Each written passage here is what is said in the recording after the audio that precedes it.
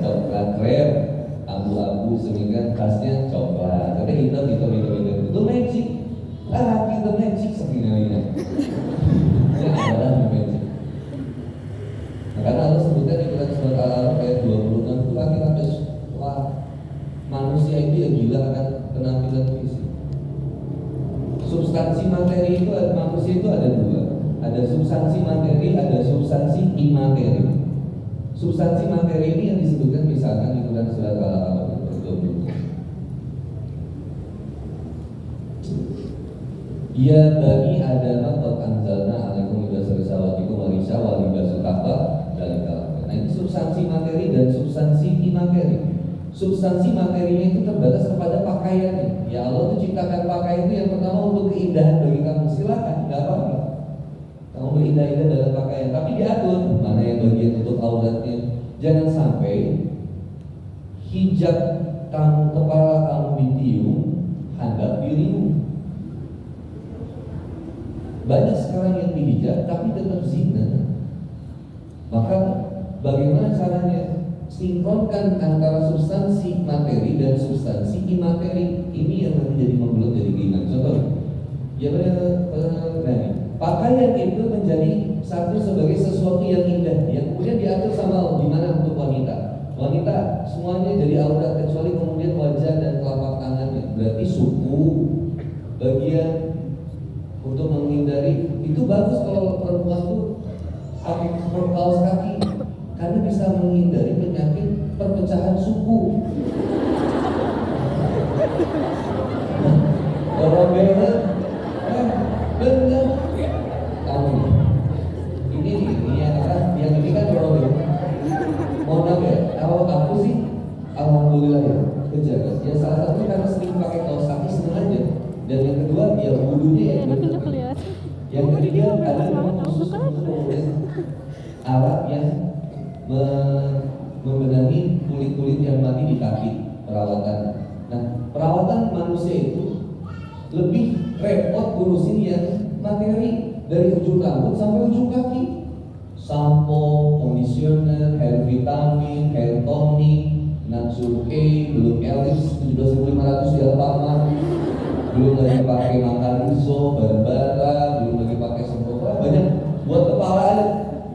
Dan masalahnya beda-beda. Kalau yang rambutnya bercabang, ketombean, belum yang kulitnya pecah-pecah, pakai kulitnya pecah. Yang apa sih yang kepalanya Terus ada kan kulit kepala kering, khusus apa, kemudian kalau misalkan kutu, yang fungsi dulu tuh. Pakai sisir kerak, ada semua untuk kepala kan.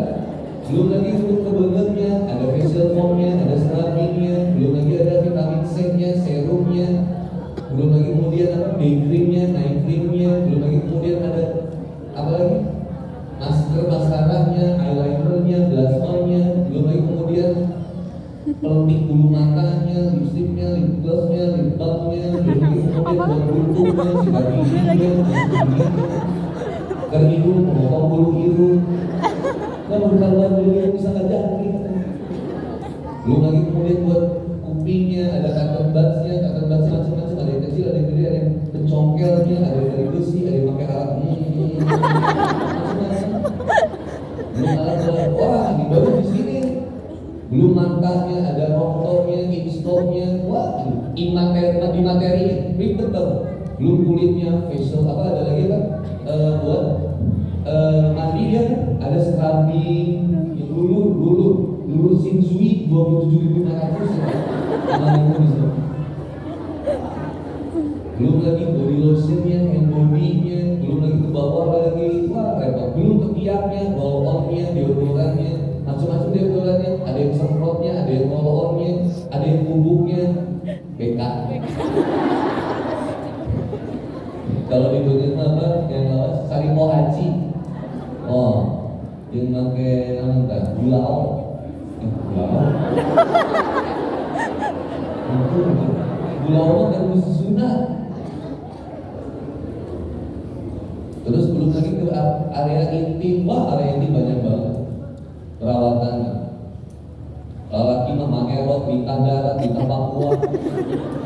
Tutup perawatan laki-laki. Wanita ada sari ayu rapat wangi. Ada. Tah eta teh tong diteuneun di kamar mandi geus sih. Dan laki mah teu apa eta teh.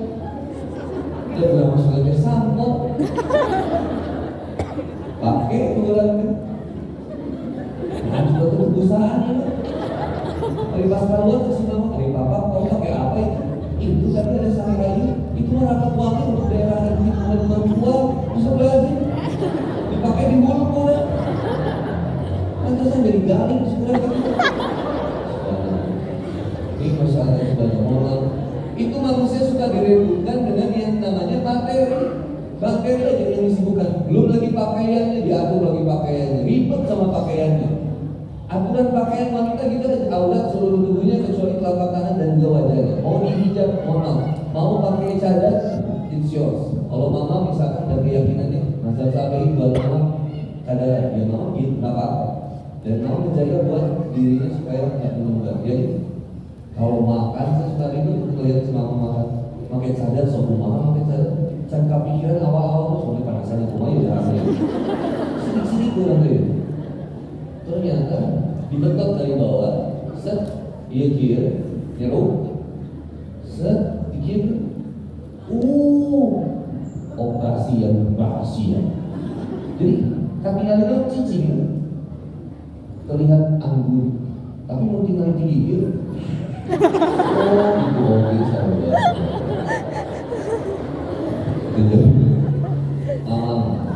Ada dia jaga.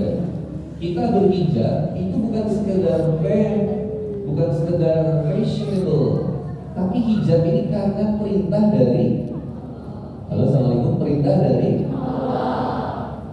berbalas itu semua. Kalau ngarepin berbalasnya jadi kita dihijab, kita jadi kaya, kita dihijab jadi ini, kita dihijab jadi itu, nanti banyak perhitungannya sama Allah. Saya udah dihijab, saya udah berusaha jaga aurat, kenapa hidup saya makin runyam ya Allah? Ya, karena fokus ibadahnya kita itu masih mengharapkan sesuatu. Pun kalau berhijab karena sesuatu yang ada di dunia, nggak lama hijab. Walaupun itu diperbolehkan di awal. Contoh gini, saya kesel ketika saya lihat pacar saya waktu itu selingkuh sama yang dihijab. Karena waktu itu saya nggak dihijab. Oke, kalau gitu aku buktiin bahwa aku lebih cantik dihijab. Aku sekarang dihijab bisa. Buat bukti ke mantan aku bahwa aku jadi wanita yang soleh. Saya bilang kamu capek. Capek kamu berhijab untuk makhluk itu capek. Trigger di awalnya nggak apa-apa. Maksudnya motivasi awalnya, tapi kan salah. Harus dilurusin lagi. Bahwa yang namanya ibadah itu tidak ada tujuan lain kecuali hanya kepada. Teteh datang ke kajian ngarep honeymoon, cewek. Tiba-tiba honeymoonnya telat kah, sakit kah, gak datang kah, atau bahkan meninggal dunia. Disampaikan sama dia, mohon maaf, pesan honeymoon gak hadir di sini karena innalillahi wa inna ilaihi raji'un, meninggal dunia. Sebagian bilang innalillahi, ada yang bilang harus jauh di Majalengka. Karena yang dikejarnya tadi hati. Siapa yang layak memberikan balasan yang terbaik? Cuma Allah. Saya datang ke sini, ada kopi, langsung Heritage Alfamart 8.000 paling jauh.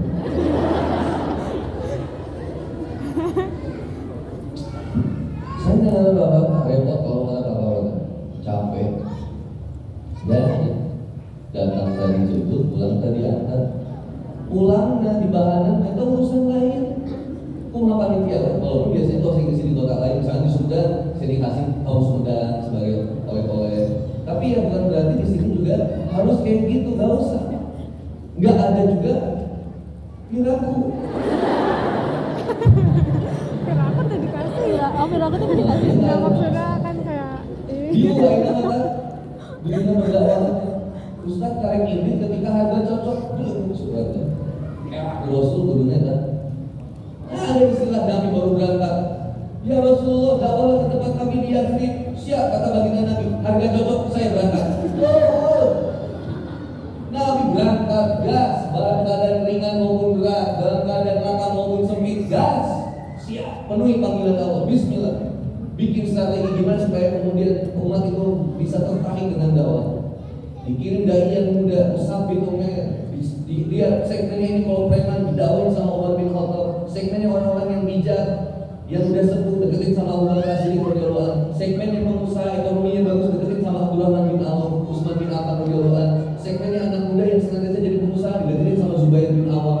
Ada Sa'ad bin Abi Waqqas, ada semua sahabat berperan untuk dakwah. Sekarang masalahnya di Indonesia umat Islam ninggalin dakwah. Dai yang ngejar dunia, jamaahnya ngejar akhirat, nggak ketemu.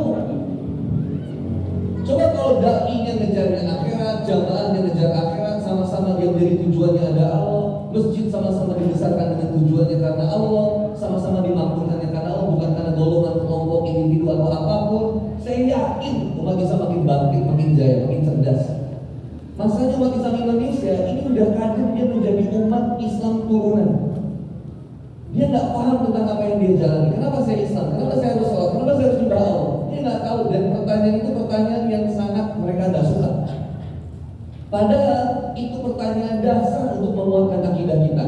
Why? Kenapa? Harus nanya. Anak saya harus nanya ke saya, kenapa saya harus sholat, Pak? Kenapa, Pak, saya harus sekolah, Pak? At the moment dia bilang, saya pernah cerita di Masjid Al-Quran, aku nggak mau sekolah. Kenapa? Korea, kalau ya udah cincin sebenarnya. Nggak apa, saya nggak akan paksa dia untuk melakukan sesuatu, tapi saya akan ajak dia berpikir, why? Kamu harus punya alasan. Kenapa kamu nggak sekolah? Kenapa kamu sekolah? Karena alasan itu yang akan menguatkan kamu. Tapi pertanyaan berikutnya, setiap kegiatan kamu harus ada manfaatnya. Itu titah dari Nabi kamu. Karena kita diajak untuk melakukan lakum bi Rasulillah suatu hasanah. Loh kok bisa? Lisan kita bilang kita pengen ikuti Rasul, tapi hidup kita nggak mau ikutin Rasul, itu gimana ceritanya? Perjuangannya nggak mau sama kayak perjuangan Rasul, gimana ceritanya? Sedangkan perjuangan Nabi ini saya cek ya, mohon maaf, saya ngetes, tapi ini dari bahan muhasabah kita, saya cek siapa di antara kita umat Islam yang ada sekarang ini yang udah tuntas baca Sirah Nabawiyah dari awal sampai akhir beres satu buku, sebutin judulnya, siapa penulisnya? Bayangin teman-teman, PR-nya besar. Umat Islam nggak ngerti tentang sejarah Nabi sendiri, literasi Nabi sendiri nggak ngerti. Gimana Nabi Muhammad SAW berjuang untuk kemudian mempertahankan Islam, memperjuangkan kemudian sahabat ini senantiasa kemudian ada di jalan Islam. Kemudian bagaimana Nabi Muhammad SAW berkembang di dakwah di Mekah, bagaimana Nabi Muhammad SAW pernah menangis mengharapkan doa yang terbaik bagi umatnya. Luar biasa perjuangan bagi Nabi Muhammad SAW. Kita cuma tahu sekilas, nggak ada perautnya, kebanggaannya. Maka ini jadi PR kita, sehingga orang Swedia sekarang lebih bela sama umat Islam yang ada di Palestina dibanding orang Kuningan sendiri. Cek di McD Kuningan, masih ada yang makan McD Kuningan orang Islam? Nggak ada McD? Selamat dong. Asli McD. Mall ada mall? Nggak ada. Masya Allah, barokah Kuningan. Buat maksiat aja susah. Gak usah disani-sani. Berarti teman-teman dididik untuk anak dari anak muda yang fokus membangun cita-citanya, terbangun iman Islamnya, gak maksiat, jangan dicari-cari maksiat. Gak punya pacar dicari, gak ada tempat maksiat dicari, jangan. Udah ada di sini majelisnya. Berikutnya, perdalam keilmuannya. Jangan cuma ngaji sama Ustaz viral. Ada Ustaz yang dari kota baru ngaji. Ini ada Ustaz yang standby di sini. Guru-guru kita tanya kajian di masjid itu tiap hari. Dia naromat. Ada komunitas Nara Korea. Tanya komunitas ini komunitas apa nih? Literasi juga ada, diskusi juga ada. Oke, kami mau ikutan. Selama itu komunitas yang ngajak kita kepada nilai-nilai kebaikan, positivisme, gabung aja. Tapi gak usah gabung sama komunitas yang justru bikin kita jauh dari Allah. Komunitas apa? Bor. Ngapain kamu? Beras habis, IP aja. Itu yang komen juga cerdas juga. Gawe sudah bagus betul-betul. Bener dulu gitu. Apa yang katanya gabung sama komunitas yang bikin kita lebih dekat sama Allah, pengen lebih ngerti sama Islam. Coba pulang dari sini cari Gramedia atau toko buku yang ada di Kuningan nih. Beli buku Sirah Nabawiyah. Ada buku Syekh Mubarak Furi, penulis terbaik Sirah Nabawiyah di dunia. Tebal memang, nggak apa, niatin baca. Kalau teman yang suka novel, ada buku yang keren, rekomendasi dari Ustaz Haikal teman saya di Mu'tazal dulu. Namanya Tasrogika. Novelnya bagus itu tentang Nabi Muhammad SAW. Itu mencintai Nabi dengan cara yang kemudian buku ini. Kalau yang senang manajemen leader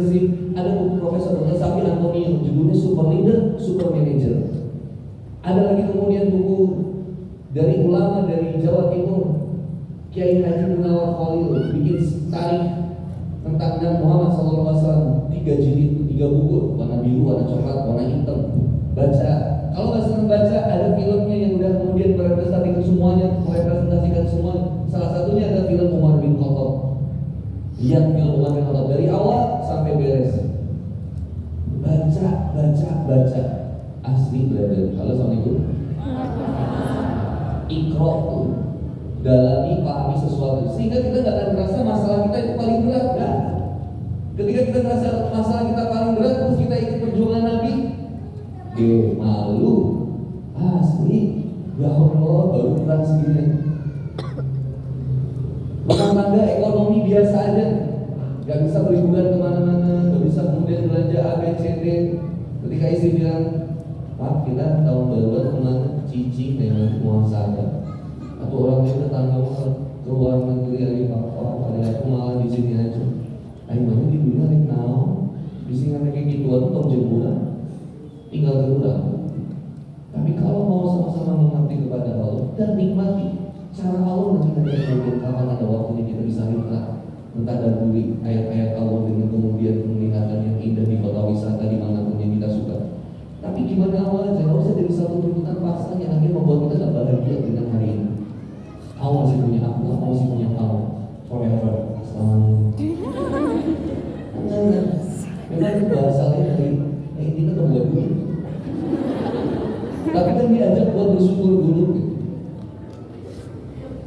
Beras habis, ya udah santai aja. Nggak akan mati kita, nggak ada beras kayak sambal. At the moment saya pernah lampu rumah itu transition kita ya harus mikir 2 kali. Listrik habis, ya token habis. Kalau dulu hari ini ya nggak punya uang, ya terus mau dipaksain gimana? Ya sabar dong, belum ada uangnya hari.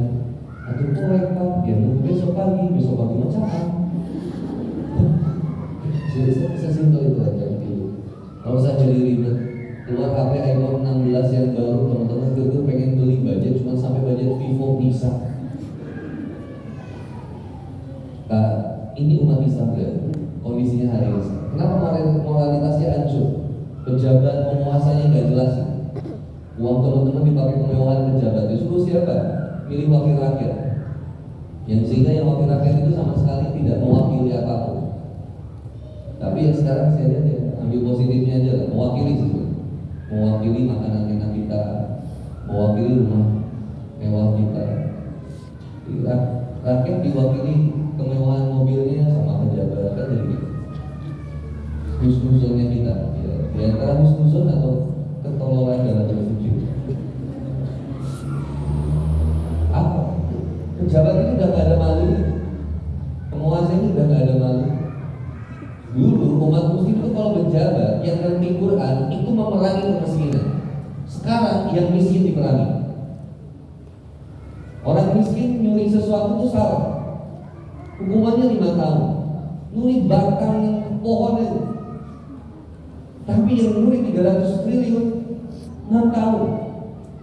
Sampai warganya diajak berpikir jadi orang yang bodoh. Kalau gitu mending saya korupsi di penjara nggak apa-apa, tapi saya masih untung. Saya di penjara 30 tahun, di penjara 6 tahun, tapi punya harta 300 triliun. Aset di mana-mana. Kenapa di negeri yang non-muslim jelas tegas hukumnya? Kamu korupsi, mati. Kamu korupsi, sikat. Jepang, kamu korupsi, ketahuan, nggak mau menjabat lagi. Di kita udah koruptor, bebas dari penjara, jangan lagi. Gokil negara, aneh. Gokil. Dan kita dibiarkan untuk menerima semua, nggak ada rasa takut. Pejabat nggak tahu malu, kita nggak ada rasa peduli. Soalnya dari biaya dia kita nggak bisa, harus diperjuangkan. Gimana? Anak muda yang cerdas harus muncul. Anak muda yang jujur harus muncul. Anak muda yang bertakwa harus keluar. Ada sesuatu yang nggak baik-baik saja harus disuarakan. Nggak boleh diam. Hashtag lawan. Lawan apa? Lawan kebodohan dengan kecerdasan. Lawan kezaliman dengan senantiasa memperjuangkan nilai-nilai kebenaran. Bukan perjuangan yang kosong. Itu yang diperjuangkan oleh baginda Nabi Muhammad SAW. Tapi hari ini umat Islam di Indonesia dipaksa untuk hanya memikirkan tentang bentuknya saja. Cuma mikirin perut, cuma uang, cuma mikirin biaya sekolah, cuma mikirin biaya kesehatan, nggak boleh masuk ke ranah kekuasaan. Muhammad Nasir dalam bukunya menyampaikan kalau umat Islam masuk ke penguasa maka akan dihancurkan sehancur-hancur, dicabut seakar-akar.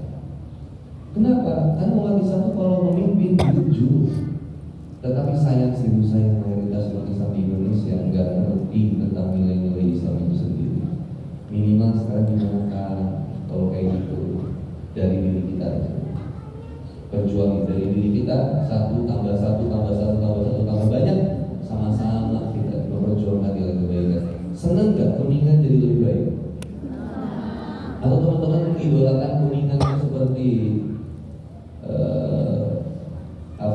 kalau di Grand Turismo GTA daerahnya Kapan saya? nggak pernah main game ya? Apa sih deh? Daerahnya nggak usah penting, nggak penting juga sih sebenarnya. Harus dilakukan, nggak mungkin warga Kuningan tuh berharap daerah Kuningan tuh sedikit rebel lah gitu. Pengennya daerah Kuningan tuh jadi bebas.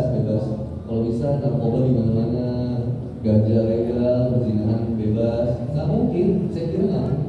Nggak mungkin orang Kuningan itu menginginkan sesuatu yang buruk tuh kayak nggak mungkin. Gak mungkin kita tuh pengen punya tetangga yang jahat, gak mungkin. Gak mungkin juga kita bahagia dengan kejahatan, gak mungkin. Itu yang dari pikirannya kita, gak mungkin. Ini resepnya Abimana Ustaz, gaduh tetangga tuh pegang. Sejahat-jahatnya orang gak mau punya teman yang membohong. Gak suka dibohongin, itu soal sejahat-jahatnya orang. Maka dalam kehidupan ini singkat cerita saya mulai lagi. Karena tiga dan dia ada tanya jawab. Karena bentar lagi kita mau asar. Ya kan habis zuhur asar. Lebih jauh kan ke maghrib. Fokusnya mencintai dulu. Biar kasih ini gak berbalas. Karena sebaik-baiknya pemberi balasan adalah, karena kalau dari manusia gak berbalas gak apa. Sahabat, kita baikin orang. Ustaz ngomongin itu kayak gampang banget. Ustaz ngomong gampang, ketika dilakukan berat Ustaz. Iya emang, tapi udah dijalani dan sedang dijalani dan gak masalah. Pun kalau kecewa as a human biasa aja. Kecewa gak masalah. Bayangin Nabi Muhammad SAW itu ketika Hindun atau Wahsy masuk Islam, diterima gak sama Rasulullah? Tahu kan kejahatannya Wahsy sama Hindun? Kejahatannya membunuh pamannya baginda Nabi Muhammad SAW ketika perang Uhud, ditombak. Hindun pengen balas dendam ketika perang Badar, nyuruh Wahsy, sama Wahsy ditombak dari jauh. Karena begitu udah kena, dibelah dadanya, diambil jantungnya, dimakan sama Hindun. Sekejam itu wanita Quraisy pada saat itu. Wanita apalagi laki-laki. Nanti beberapa masjid masalahnya sound system.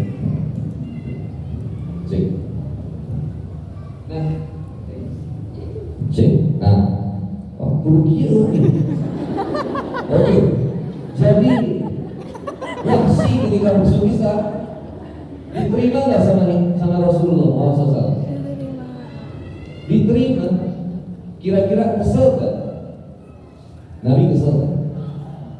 Kesel. Aku terima keislamanmu, tapi hari ini aku nggak pengen ketemu sama kamu. Bener. Itu dulu. Iya namanya, bayangin dia yang membunuh paman kita, kemudian datang ke kita.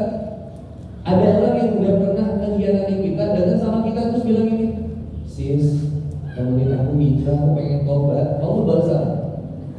Bohong, ngacak imannya. Gak boleh kita terus bisa belajar. Suzon sama Allah dan terima. Walaupun dia pernah mengkhianati kita, berapa kali saya bilang sama tim saya, pernah nipu saya, yang pernah mengkhianati saya dalam dakwah. Saya selalu bilang, lu mau kemana pun terserah, tapi lu bakal ingat, lu harus ingat satu hal, gua gak akan pernah tinggalin lu. Kamu setuju kalau mau saya? Kamu mau menyakiti saya, kamu mau mengkhianati saya silakan, tapi kamu harus tahu saya nggak ada buat. Nggak ada yang lebih sayang sama kamu selain saya. Saya pasti ini. Sama kayak janji saya sama istri saya dulu. Ketika istri saya bingung begitu banyak pilihan laki-laki yang lebih mapan, lebih tampan, lebih bijaksana di dalam permusyawaratan perwakilan. Saya cuma bilang sama istri saya satu ya, kamu bebas mau milih yang mana. Tapi saya itu yang bukan pilihan yang terbaik gitu.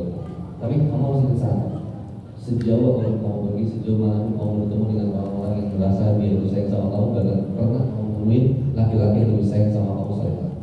Saya jamin itu. Assalamualaikum. Itu cara lagi balik aja, kita pilih. Itu tapi orang sekian. Nah, terus gitu loh pas balik ke iman pikiran yang ini ganteng, tapi belum tentu. Yang ini tajir, aku endingnya kan menikah bukan dengan hartanya, bukan dengan fisiknya. Aku menikah dengan hati dan sikapnya. Mana yang lebih menjanjikan untuk senantiasa mau bersama aku? Yang ada dan baik, maka langsung dipilih. Aku memilih kamu. Maaf, aku bukan pilih. Gak usah pilih. Oh gitu sih ngomong. Ya karena memang bukan pilihan, tapi kamu adalah yang ditakdirkan untuk, ditetapkan untuk kawin cinta ini. Kira-kira gas, siap. Nah, capek di dunia minta balasan. Tugas saya mencintai istri, dicintai istri demi Allah bonus. Tugas saya setia sama istri, istri setia sama saya bonus. Tugas saya layani istri saya, sayang istri saya, berbuat baik pada istri saya, bersikap baik, bertutur kata baik, sopan sama istri saya. Istri saya balas itu bonus dari Allah. Intinya apa yang kita lakukan kebaikan hanya didasarkan hanya kepada Allah. Kenapa? Innallaha yuhibbul muhsinin. Allah senantiasa mencintai orang yang berbuat baik.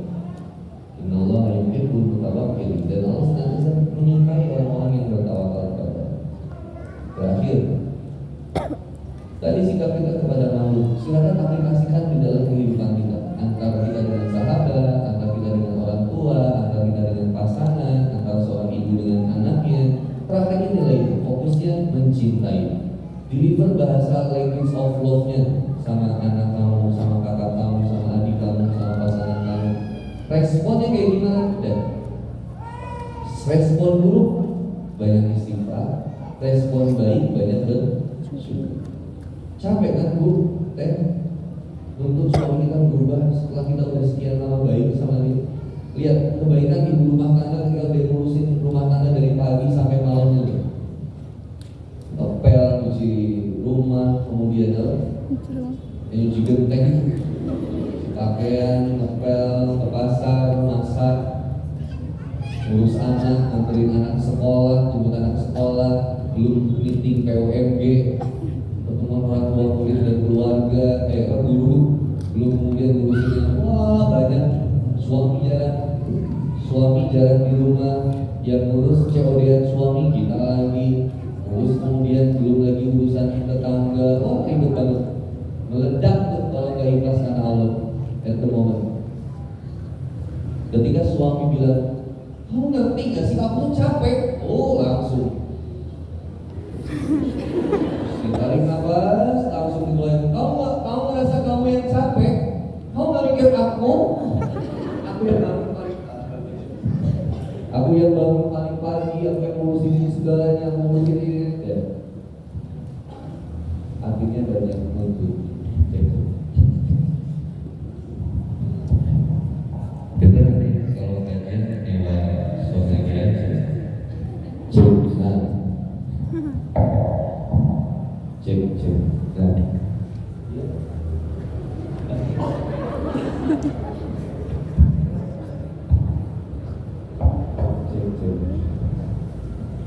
Kita nggak boleh kalah sama konser dangdut deh. Kalau kajian harus lebih bagus loh. Kenapa kalau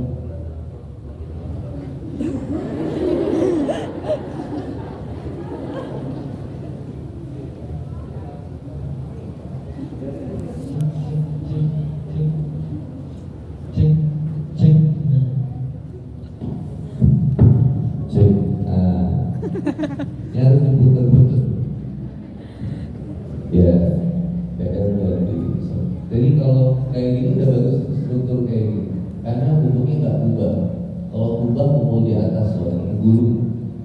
Saya di Bandung itu punya ahli sound. Saya datangin di setiap masjid. Karena saya tahu dakwah saya itu kuatnya harus setiap dakwah orang kuatnya harus di sound system.